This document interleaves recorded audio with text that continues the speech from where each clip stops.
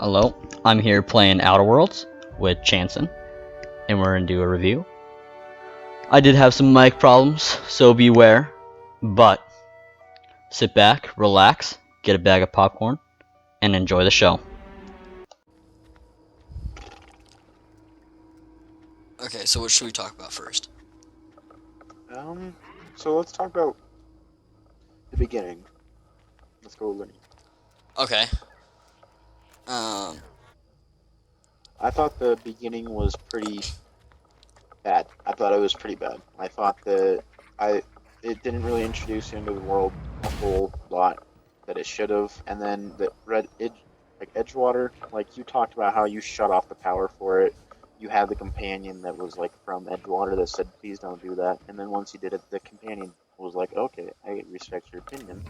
And then none of the people in Edgewater cared. Like Spacer's Choice is like, okay, yeah, and just didn't care. that is one of my main qualms in this game. Like, I did things that completely messed up other factions, and their, like, relations would go down, like, 10%.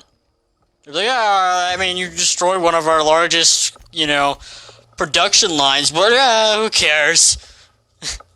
Like, it makes me a little upset. Like, pretty much it's easy to have, like, really good relations with every single faction. You have to really try to make it bad. Like, you would have to pretty much go around just killing everyone in that faction, which I've done. Yeah, I did too. Edgewater, though, did something good. The environment, I felt like I was in this really run-down, dystopian world, for Yeah, sure. it didn't feel alive to me. Like the rest of the game, it did such a great thing about its like world telling and stuff like that. And that one, it felt like they just went mediocre on because like nothing felt like it was living, like truly. Yeah. I mean, it felt Like somewhat, to me at least, this felt somewhat lived in, but not that much, especially like after you do some things. It's like, oh wow, all of our power is gone. We're probably gonna die. Oops. We're a little upset at you, type of a thing. And then like Paravel, which is a little nerd joke for all your nerds out there. Like, she's like, please save Edgewater. Please save Edgewater. And then I didn't save Edgewater. And she turns around to me and she's like, I'm a little sad about the people at Edgewater. But she's like, I think you did the right decision. And it just makes me upset, like, the companions didn't have, like, that much say in this game. Yeah. Like, they didn't have, like, a voice. I felt like they were all, like, neutral. the only time I was able to really get a rise out of my companions in the game was when Paravel or whatever her name is decides to like get real friendly with the engineer on the groundbreaker. Yeah. And if you go on to the groundbreaker and kill her, then she's like, okay, I want to leave, but if you have your speech high enough, then you can just tell her, no, you're going to stay here, and then she will. And that's, then, like, that's then something huge, too. Yeah, then the only other time that happened was when Ellie is talking to her parents and stuff. You can just end up killing her parents, and she'll be, why did you do that? But then you can just threaten her to stay with you. Yeah, which just makes me a little upset because I'm going to bring this game up a lot to Fallout New Vegas. Sorry for everyone out there, but it is one of their, like, main successors. Fallout New Vegas did a really good job of, like, having companions that were, like, already in factions and kind of had, like, they felt living. Like, they already had opinions on things, and they would stand by those opinions even if you didn't necessarily agree. Like, there was some leeway. Like, you could kind of convince your companions to start leaning one way, but it was only to such a degree. Like, I remember having Boone and just shooting random NCR people, and he turned against me at one point and just started attacking me. And I thought that was kind of cool. And these companions, do you want to talk about companions real quick? Sure, I felt like it was decent, but they never really changed, and they felt like they had a lot of say, like they felt like they were always there, but they were pretty weak, they died pretty fast, they're pretty mediocre when they interact with you, and the fact that they took out romancing options sucks because it also makes it where you feel detached from them.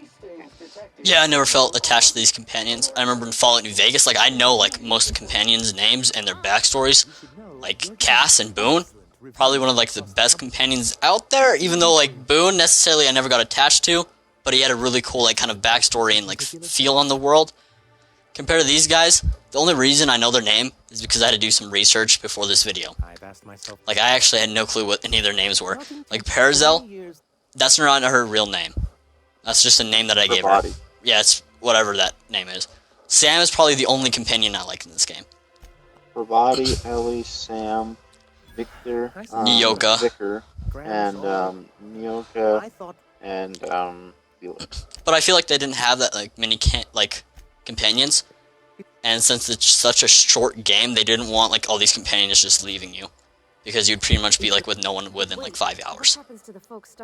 Yeah, and it was the thing that really like it felt bad because you had the same style and the same feel as Mass Effect, but it was so short that it didn't feel like a proper RPG. It didn't feel like I had enough time to actually get into the game, even though 15 hours to a normal person is quite a lot. To a person that plays RPGs, you know that that's not a whole lot.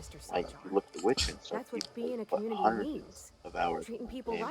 On Mass Effect, people will play through that multiple. Like, when I played through Mass Effect, I thought, yeah, I'm gonna play through this again. On this one, I thought the same thing and held out halfway through, then I was like, no, I can't stand playing through this again. Yeah, like I could not probably play this game again. I might be able to get it somewhat through, just killing everyone, because I thought that was actually one of the most cool and like best parts about this game, is how no one's essential, and you're allowed to just pick off whoever you want, and the game still progresses. I thought that was such a cool idea. Another thing about the companions is I really enjoyed how, not in Fallout 4, which you'd say something and maybe your companion would add something, but everyone would just disregard what they said, like, oh, that guy's stupid, he's just a companion. This game, they had conversations. Like, it was probably the most cool things.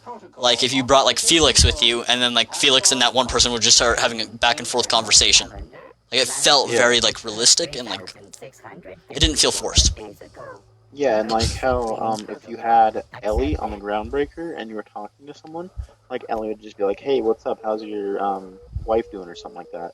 Like, they would actually talk to them. Yeah, like, they felt very like interactable. But I didn't feel ever attached. Like, the only character I would kind of care about is Sam, and he just kind of like says like these side mark like like things, and they're kind of funny. Very sarcastic. Yeah, like within like a very like robot way, which I thought was really cool. He's like a dude that has Asperger's. Yeah, like he's very direct, but like almost somewhat sarcastic in this like kind of fun, quirky way, and I feel like he was like probably the most like unique kind of character. And then I felt like, what's her name? Like the ADO1. What's her name? Ada, right? I didn't have any choice. Ada. That's all Sebastian. Yeah, you're like Star, Cortana girl. Oh. Is that her name? Ada? Yeah, Ada or something like that. Yeah, I felt like she was kind of a knockoff of Edie from Mass Effect. Yeah, Yeah. it really did feel like that.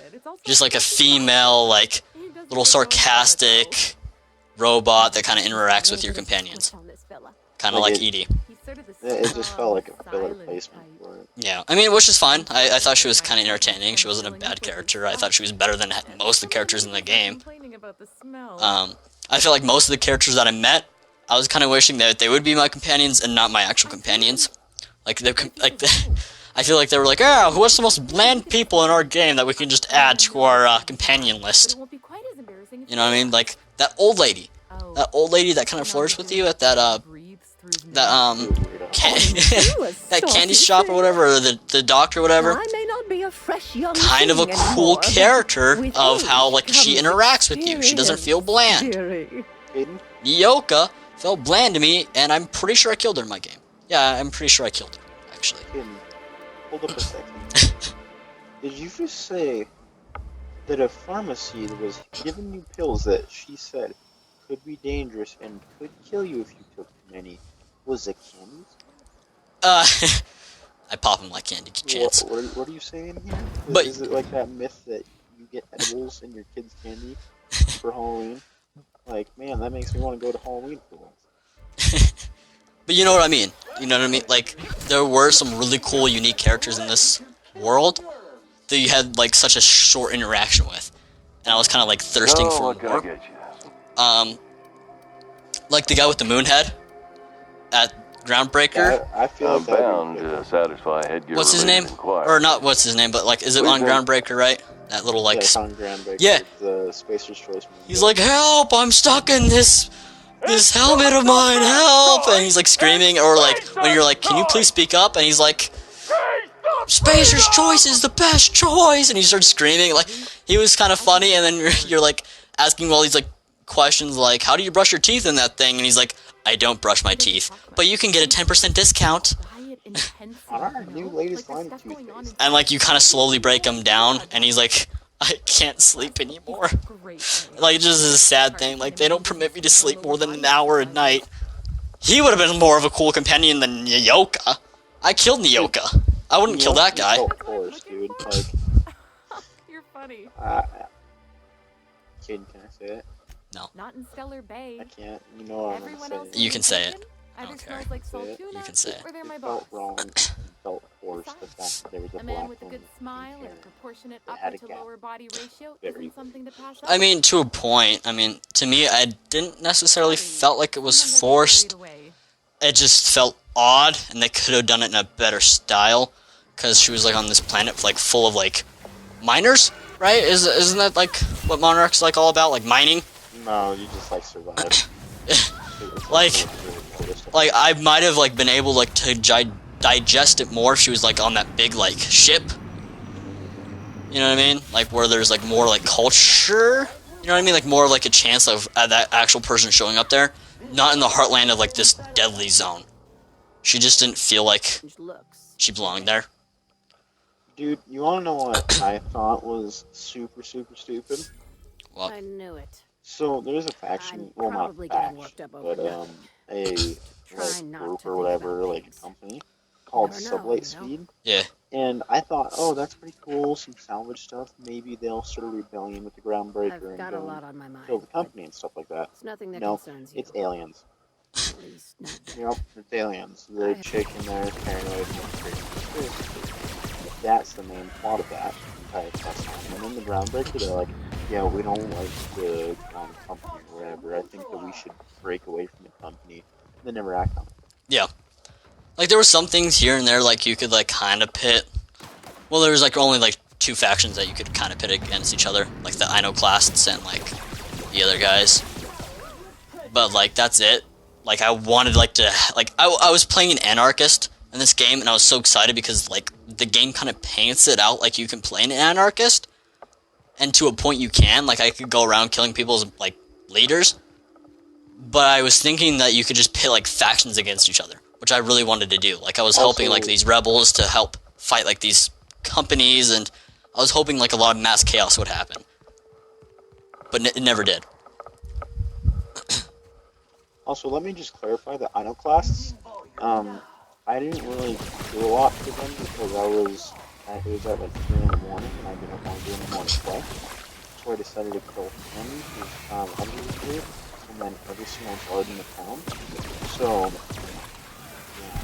Well, then like at one point like they were fine with you too. Like you killed like both their like leaders, and they were like, oh yeah, that guy's a little weird, but like, yeah, he's alright.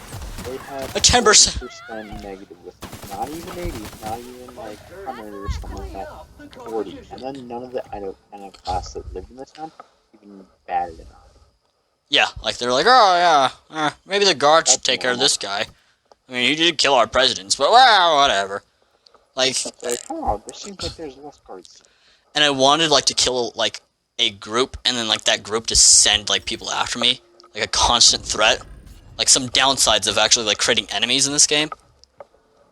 I remember going and just like destroying this group, and they never sent anyone after me. And that's what I thought was cool about like the NCR and the Legion, is when I was exploring, randomly the Legion would just show up and start attacking me because I was against like the Caesar. You know what I think would have been cool? Is if you killed the Iconoclast or like the leader and the chick or whatever in the other place, in the main place of Monarch. I think it would have been cool if you just killed those two, didn't get anyone else added on you. You could sit there and watch their economy and stuff like just fall apart and like everyone have to go or die. That would actually be kind of like, if you could have like done things to change economies and like make structures different.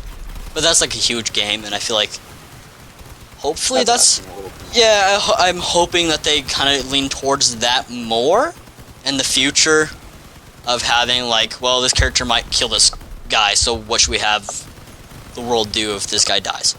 Type of a Well, thing. they already have the basis of that, like with Pravati and stuff. She'll like get angry with you and want to leave immediately if you do like kill her lover. Yeah, but I mean, like, You know. people like filling other spots. You know what I mean? Like a real world would kind of do. A leader dies. Most likely, in some scenarios, they would actually be replaced by someone else, whether that be good or not. I think that'd be good. I feel like it would have been fun if like Stellar Bay and stuff like that was like bigger, or the iconic class. I feel like if someone was replaced, you could just have like a hit list of whoever you need to take out, so that their stuff just falls apart. Yeah, no, yeah, I know. I was kind of disappointed though that I couldn't do that anarchist build. Like I wanted like everyone against each other, and then me like to kind of sweep up and like maybe start a rebellion. I was kind of thinking that they were gonna have like a Fallout New Vegas ending where you could like kind of create your own faction, which I thought would have been kind of cool. But I understand to a point that it would probably have been hard to do that, make sense with it. Like there's huge megacorps, and most likely you're not gonna ever be able to destroy them. No, I feel like it would have been pretty easy to do that, to be honest, because if you think about it, you could have had main options go with Groundbreaker, Sublight, the main company, or a smaller company, or you could just band together and hire people with yourself. That's right. Like I guess you could like get like help from other like companies to like take down other companies. That's what I kind of wanted. Like I wanted like to ally like let's say with Spacer's Choice and Sublight and take down the board. You know what I mean? Like I just wanted to kind of like pit them against each other and then kind of like create some chaos and then like create my own faction. That's what I wanted to do in the game, but it never happened. And the other thing that really sucked is like the Groundbreaker. It's like, yeah, we have all these people, we want a rebellion, and then nothing happens. Like, and the thing I've never finished Fallout New Vegas, but I've seen videos of it. The thing I love is that there was a final battle. In this one, it felt so happy, cheap, and rushed. Like, you would get to the final battle, ooh, you fight one guy and a bunch of guys. You can see past them all, other than last time. And it just felt artificial and fake. It was not fun. Yeah, I want to say that Fallout New Vegas is probably my third most liked game behind Dark Souls 3 and Witcher 3. It does. I felt like it was really cool. Like I remember making my own faction and like getting like the Enclave, the Brotherhood of Steel, the Boomers, all these amazing cool factions that were interesting, and having this huge, massive fight at the dam. You know, like the Hoover Dam, NCR against me, Legionnaires after me, robots shooting everyone. Like it was just cool. Like it felt like you were really powerful and you were like taking back what you wanted. And then that like end slideshow had some closure to it and it didn't feel bad. And I feel like some things that I did in the game actually had like repercussions. This game, I don't know if I really felt like there was repercussions. I don't think any decision felt like a real decision. Yeah. Everything felt so, like, nothing. It felt numb. I mean, it definitely, like, the game, like, the world changed. Like, depending on some of your things. But it didn't change much. No, you have to look for it. Yeah. Like, I had to go back to that town that I destroyed to actually see, like, the repercussions, which weren't that big. Like, I was saying, like, when I took the power from Edgewater, most likely, most of them were gonna get killed by, like, marauders. Most of them were like, oh no, we're gonna die. Like, it didn't feel like that big of a deal. And then I talked to some people and they just ignored me. And then I talked to the main leader, and he was kind of, you know, of course he was upset with me. But I pretty much threatened him and I got what I wanted. Without anything, like, too big happening. That felt... It's the same problem with most RPGs, is that all I have to do is put all my stats in Charisma and I'll basically get whatever I want in the game. Yeah. Well, this game I didn't feel specialized. Like, this game, like, I mean, you could go into engineering, but, like, there's not that many, like, points in the game, like, worth something takes, like, engineering skill 150. Most likely, you'll just stop at, like, level, like, 70. And most likely, once you kind of get towards the end of the game, you'll be at, like, 70 at everything. Because, like, companions add bonuses, armor add bonuses, So all these bonuses add up, and it kind of like, I don't know, makes you an all-rounded character, which is, depending on what you wanted, is either a bad thing or a good thing. The skills were kind of dog doo-doo. The only cool skills were kind of like a high-risk reward scenario of like having like high, slow time things, events, and then having like things where if you kill a lot of enemies then you get more health back, and you do more damage if your health is low. That's like the only cool kind of skills that you could lean towards, but all like other than that, all the skills are kind of trash, and I wasn't like looking forward to all of them at all.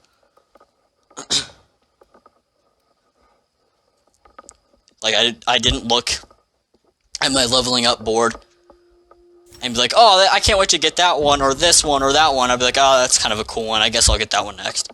Compared to like Borderlands 3, like I'm like, oh, I want that one. I want that skill. That will really make my build better. This game is like, I guess that will help a little bit. Yeah, I don't know if you agree with that or not, but I do. they did a really good job with Monarch. They did. They really made that place. Yeah, I mean, not beautiful, just fun to play in. Like, I loved... So they had fast travel in this game, and it's really, like, available to you in this game. It really is, because you discover locations, like, every 3 seconds. Yeah. And I found myself using it twice, like, in the game. Like, especially at Monarch, where you're, like, having to kind of travel around. It's fun. Like, I remember just, like, kind of, like, going around killing these marauders and then killing these, like, queen, like, ant... Like, what are they? I don't know. Anyways, just some random, like, queen bugs or whatever. And they were fun to kill, and then just exploring. I remember exploring and just finding this, like, Olympus hammer just laying on the ground. And I remember thinking that was super neat and that they added that there. Sometimes you'd find, like, these people, like, fighting these, like, little alien creatures, and that was kind of cool. But overall, like, I felt like the environment of the game was really cool. And it wasn't like, oh, God, I have to travel here now. It was more like, oh, I gotta travel. You know? Yeah. So what are some of the goods to you, Chance? The world building, because I didn't feel like the game had or needed fast travel. Because, like, of all the encounters and stuff, it felt so alive. Yeah. But I have my gripes and I have the good stuff. Like, I think it was good that they did do a game like this. And I did like the gameplay. Yeah. Yeah, that was fun. The gameplay was fun. Probably one of the bigger vocal points of the game, which is kind of weird. Another big vocal point is just, like, being able to do kind of what you want. In the sense of, like, you can just kill that guy. Or not do that quest. It's fine. You know? Yeah. I mean, you could be, like... And, like, dialogue options. Like, I never felt like I was, like, forced to be a nice guy. Like, Mass Effect Andromeda forced me to be a nice guy. I only played, like, 3 hours of that game and I quit. This game, like... everyone did. Yeah. This game lets me, like, play a dick character. Which I wanted to play. Like, I wanted just to be a jerk. And, like, just kind of, like, terrorize everyone. I think another really cool system that they added was the flaws, right? Yeah, you said you liked the flaws. I don't like the fact that you can reject. Yeah, I mean, yeah, I see what you mean. But I like the flaws, and, like, you can get something good, but you take, you know, let's say, like, a robophobia, which means that pretty much you get, like, 25% more damage taken from robots, but you get an extra perk point. Which works all... FYI, if you go good guy chain, you do not want that. Why? Because in the end of the game, the final boss is a straight up... robot. That's, like, actually decently hard. Yeah. But, I mean, like... I don't know, like... I felt like if the perks were actually better... Like, if I was playing Borderlands and they gave me some options like that, I might actually take them just to get those perks.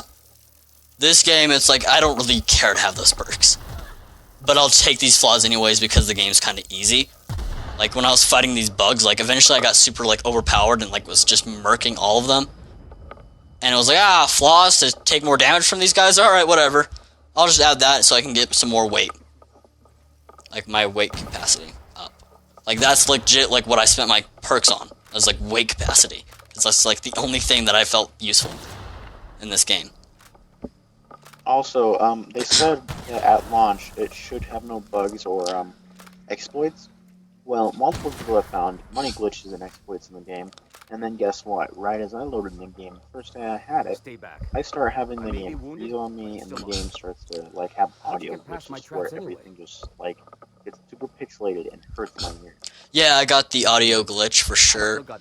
But to be honest, like some glitches here and there don't really bother me. A lot of RPGs have that, like Skyrim definitely had a ton of those. That's scary. Yeah, but you know what I mean, like, that doesn't necessarily bother me that much. I thought the flaw system was cool, but just kind of poorly executed. The game feels fun. The game feels very short. It feels like a very short, kind of like, little like AA game, if not single A. Which, I mean, it is, so. Aren't they a AA developer? Something like that, but I don't know, like, Fallout New Vegas was very much like AAA. This game is like very much like AA with, I don't know, very short. At least it'll get them back on their feet. And like also like factions. I remember in Fallout New Vegas just learning so much about like the Legionnaires, so much about Caesar, like so much about all these factions. This game I never felt like I was connected to all these factions. I don't remember any of their names, except like a few. The only ones that I felt close to was like the Iconoclasts. The Iconoclast had a retarded leader. Yeah, he was stupid, but I thought it was kind of funny. I was like, oh, I want the press.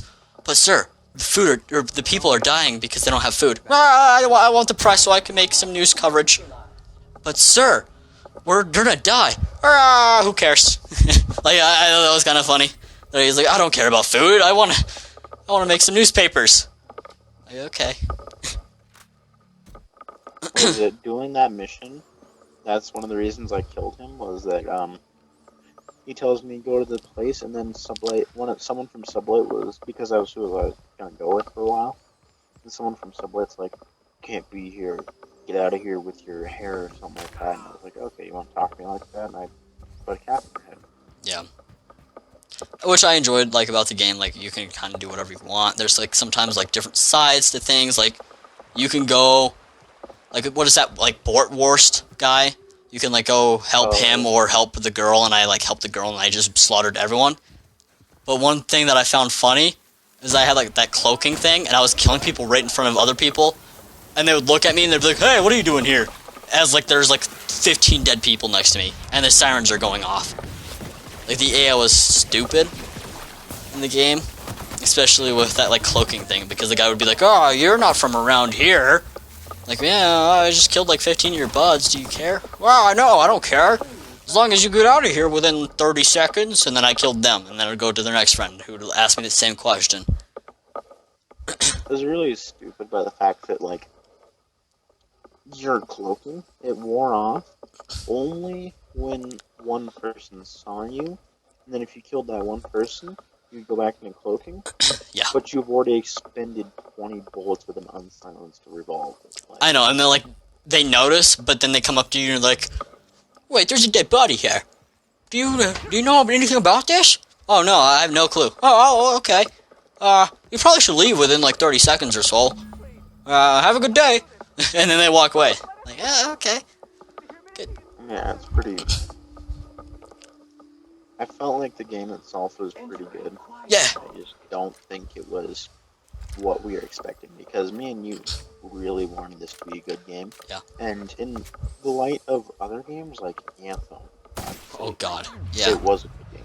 Andromeda, way better than this. Like, it doesn't feel, like, unfun. Like, I've never had a point where I was like, oh my god, another mission. Maybe a little bit in Edgewater. I felt like sometimes there's a little bit of...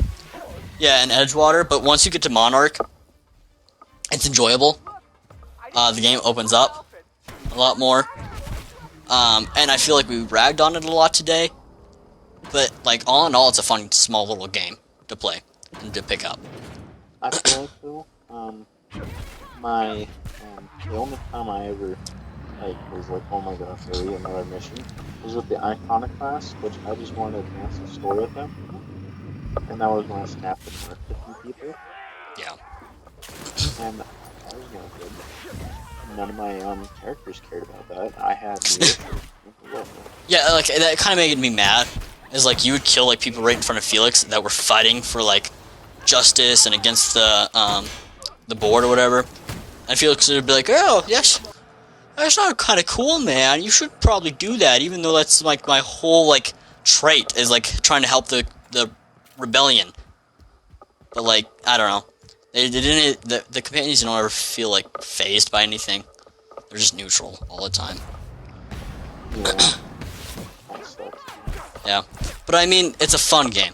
Like, even though I've ragged on it, like, it's hard to like necessarily like bring out all the positives in the game. But it is a fun game. Like I It was wasn't, fun for a while. yeah, like I didn't feel super bored at all. I've definitely had some big RPGs where like I get on my Xbox and I have nothing to play. And I'm like, I'm not playing that RPG because it's not like something I want to delve into right now. This game, even though they try to say like, it doesn't feel casual, it feels a little casual. Like I get on it just to play casually here and there when like my boy Chance isn't online. Like I either play like this game, KOTOR, sometimes The Witcher. Like I mean, it's like an easy kind of play maybe one or two missions, get off, I guess. But I'm not trying to say The Witcher is casual at all. It's a lot more. Like typically, once I get on, I need to play like 3 hours to get anywhere. This game, I get on, play 30 minutes, and I get somewhere. Because you're almost done with the game. Right? How long did it take you? We didn't even touch base on how long it took people. It took me 15 hours and 48 minutes. In total, what was it? With, like doing most of the side quests. Yeah.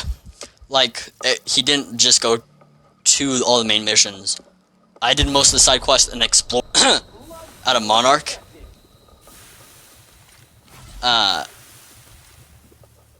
And I am around like 23 hours.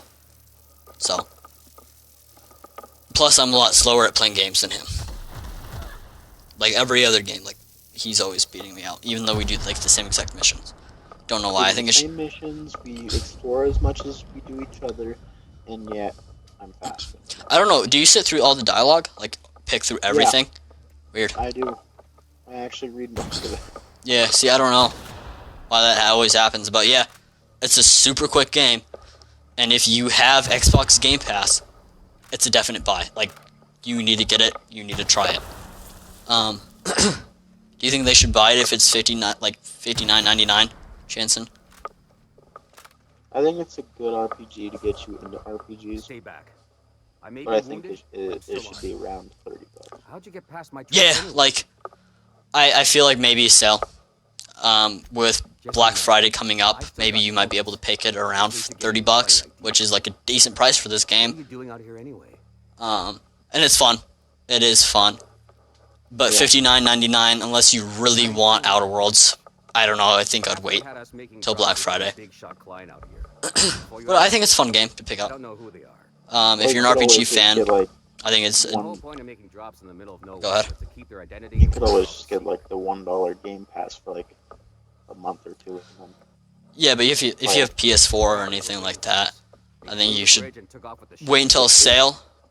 But I think it should be like on every RPG. Like a person who loves RPGs should be definitely on their list to at least try out.